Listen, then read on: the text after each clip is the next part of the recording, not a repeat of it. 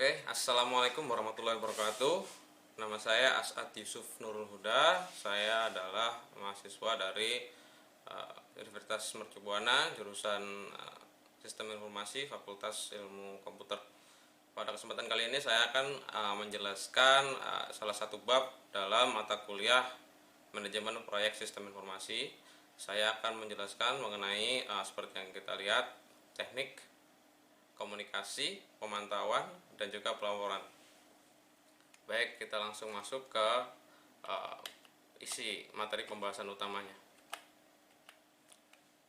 Oke, dalam bab yang akan saya jelaskan kali ini terdapat 4 bahasan utama ya. Yang pertama adalah Project Communications Plan.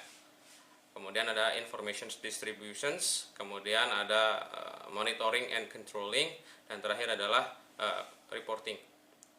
Untuk yang pertama, ini adalah garis besarnya bagaimana kita menyusun sebuah plan seperti yang akan kita bahas nanti dalam dunia project, terutama pengembangan sistem informasi ya.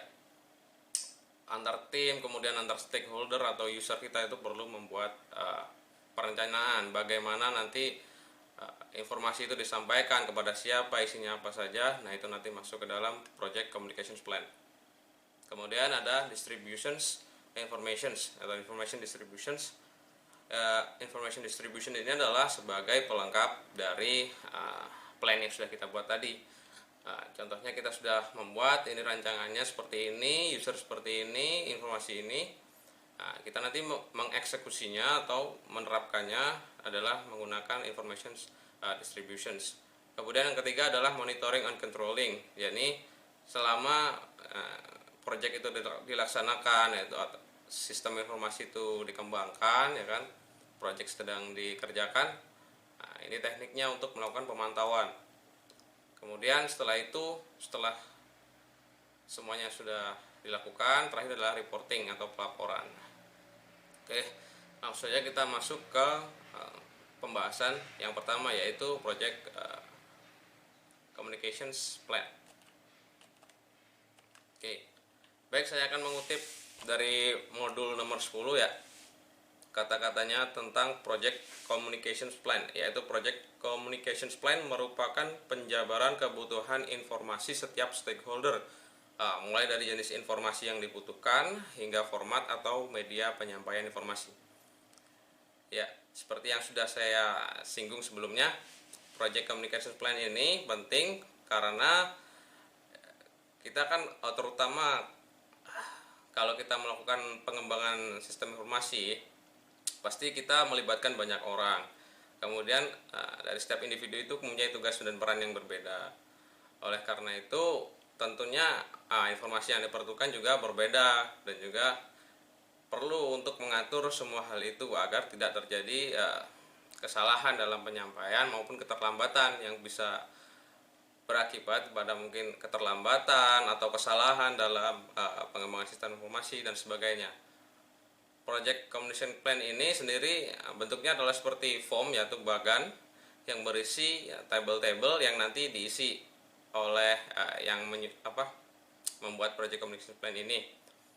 Untuk selanjutnya nanti akan saya tunjukkan bagaimana contohnya dari Project Communication Plan. Oke, lanjut saja kita lanjut ke bab yang berikutnya, yaitu mengenai apa sih manfaat dari Project Communications Plan.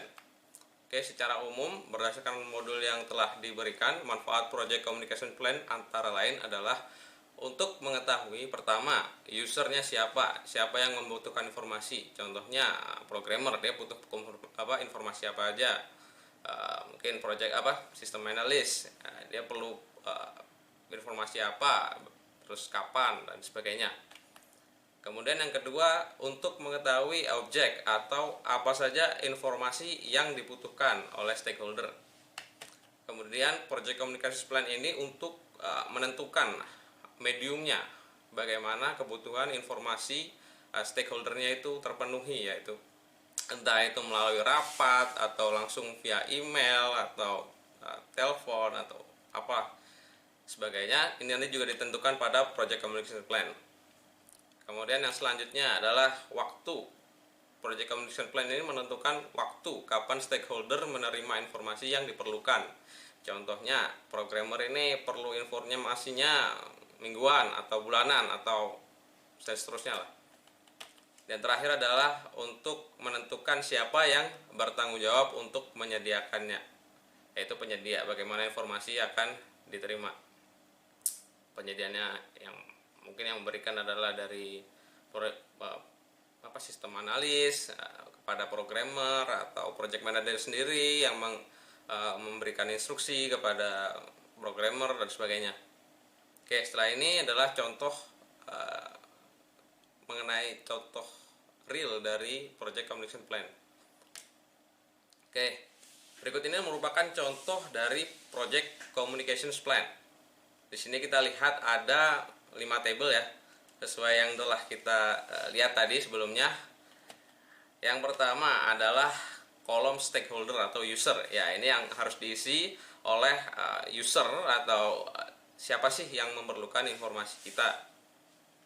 Kemudian yang kolom kedua ya itu adalah information requirement. Ini untuk menjawab pertanyaan objek yang tadi, informasi apa yang dibutuhkan ya kan. Jadi usernya itu perlu informasi apa aja, kita tuangkan di sini. Kemudian yang ketiga adalah medium atau how. Medium atau how itu adalah yang tadi, bagaimana informasi itu nanti akan disampaikan ke stakeholdernya atau user yang membutuhkan. Entah itu melalui meeting atau bulletin board, email, workgroups, workshops, entah itu ya. Kemudian yang keempat adalah schedule, when. Ini menentukan yang tadi, si user atau stakeholdernya tadi memerlukan informasi ini setiap apa atau kapan, entah itu pada fase pertama desain atau pada proses pengembangan ya, mingguan, bulanan, entah seterusnya itu seperti itu. Dan terakhir adalah responsible. Responsible ini sebagai yang tadi penyedia. PIC-nya siapa yang menyediakan informasinya? Bisa project sponsor, project lead atau implementation team dan sebagainya. Oke, dari kelima ini yang harus disusun dan diatur di awal project untuk kita membuat sebuah plan communications dari project. Oke, project communication plan sudah selesai. Selanjutnya kita akan masuk ke information distributions. Seperti yang sudah saya singgung tadi sebelumnya, information distributions ini untuk melengkapi project communication plan yang telah kita buat tadi. Kalau kita lihat di sini kutipan dari modul nomor 10, yaitu untuk melengkapi project communications plan, project manager dan tim harus menentukan bagaimana dan kapan informasi yang dibutuhkan diberikan ke berbagai stakeholder. Jadi kita nanti berbicara mengenai mediumnya, bagaimana lebih ke teknisnya, media yang digunakan untuk menyampaikan. Oke. Di sini ada dari modul itu kita diberikan 3 contoh dari distribution media, yaitu ada yang pertama telepon atau email, kemudian face to face yaitu tatap muka langsung, contohnya seperti rapat atau mungkin meeting dan sebagainya. Kemudian ada yang terakhir collaboration media. Ini maksudnya di sini adalah perpaduan dari berbagai media yang digunakan, contohnya visual dan audio. Kita menggunakan virtual meeting atau voice teleconference, menggunakan Google Meet atau Zoom atau sebagainya. Itu yang dinamakan collaboration media. Ya, cukup sekian untuk yang sampel distribution media. Selanjutnya kita masuk ke monitoring and controlling project. Ya, seperti yang kita tahu, monitoring dan controlling project ini nanti perlu dilakukan setelah selama proses pengembangan sistem informasi. Kalau kita mengutip dari modul nomor 10, kita mendapatkan kata-kata berikut, yaitu project control memastikan proses dan resource ada pada tempatnya untuk membantu project manager memantau proyek. Proyek kontrol memberikan kemampuan untuk mengukur kinerja, memberi peringatan proyek manajer terhadap masalah yang terjadi, dan menjaga tanggung jawab tim. Nah, selama kita monitoring and controlling project ini, yang paling pertama yang ditekankan yaitu adalah kita harus bisa memberikan peringatan terhadap project manager apabila terjadi sesuatu yang di luar rencana ataupun tantangan atau rintangan yang terjadi selama pengembangan proyek sistem informasi tadi. Yang pertama, jadi kalau ada mungkin terkendala di sini desainnya ada yang kurang atau dananya ada yang kurang. Nah, itu fungsi utama dari monitoring and controlling project. Nah, fungsi yang secara tidak langsung apa? Monitoring dan kontrol project itu diperlukan supaya selama proses kita itu mengembangkan sistem informasi itu tidak melewati atau jauh dari rencana yang sudah kita tentukan sebelumnya, baik itu waktu pengerjaan, biaya, kemudian jadwal dan sebagainya. Jadi jangan sampai kok kita selama pengembangan proses ini kok tiba-tiba kok waktunya kok semakin lama, semakin molor ya kan.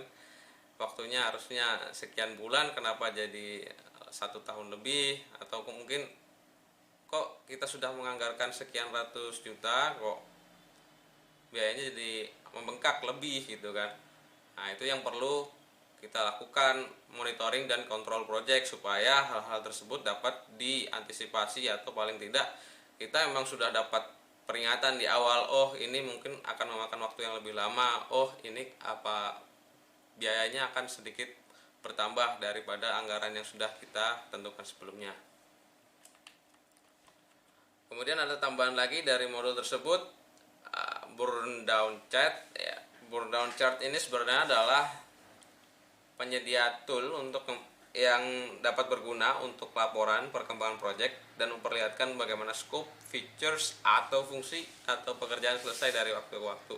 Ya, kalau mungkin teman-teman ingin mengetahui lebih lanjut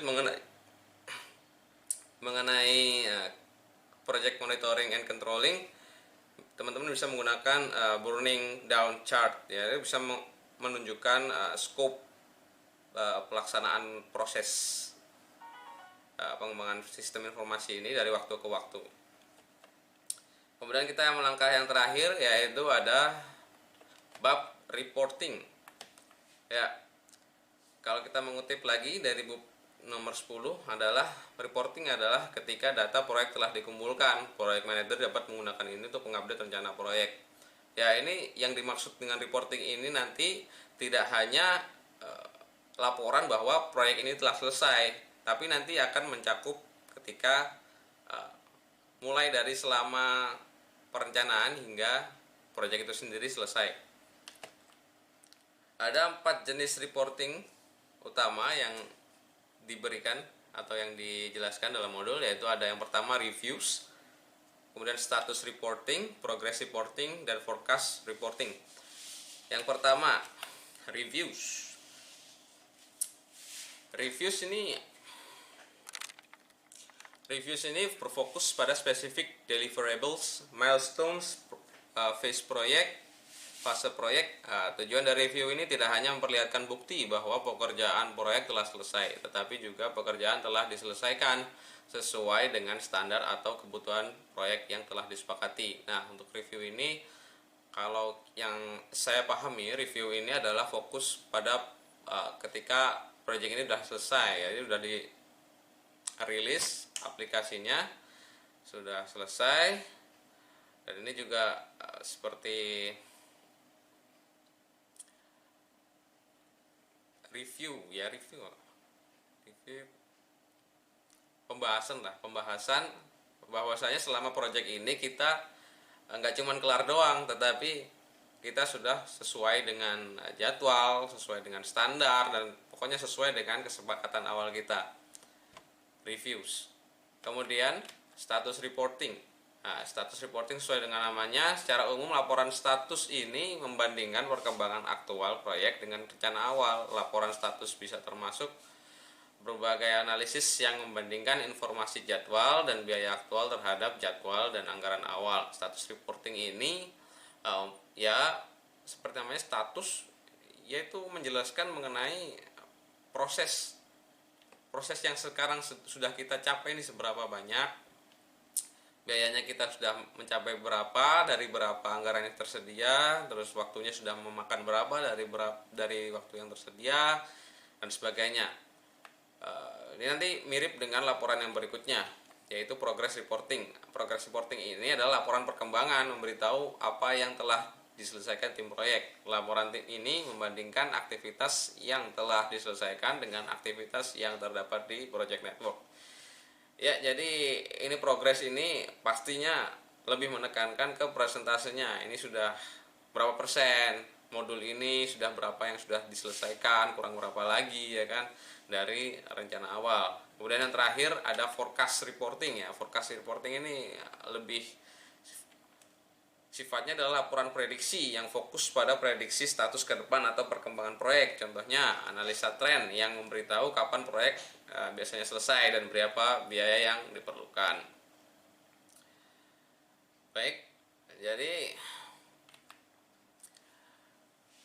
kalau bisa kita simpulkan dari presentasi tersebut, yaitu proses komunikasi dalam pengembangan sistem informasi tadi dimulai dari perencanaan communications plan tadi, tentang stakeholdernya, apa informasinya apa yang perlukan dan medianya. Kemudian kita menentukan distribution informationsnya melalui media apa tadi penyampaiannya. Nah, setelah itu project dilaksanakan. Selama proses pengembangan sistem informasi tadi, kita melakukan project monitoring and controlling. Tujuannya agar selama proses tersebut benar-benar sesuai dengan perencanaan awal kita, baik jadwalnya, kemudian biaya dan lain sebagainya. Kemudian yang terakhir kita melakukan reporting. Reporting itu sendiri juga tidak hanya ketika proyek itu selesai, tetapi juga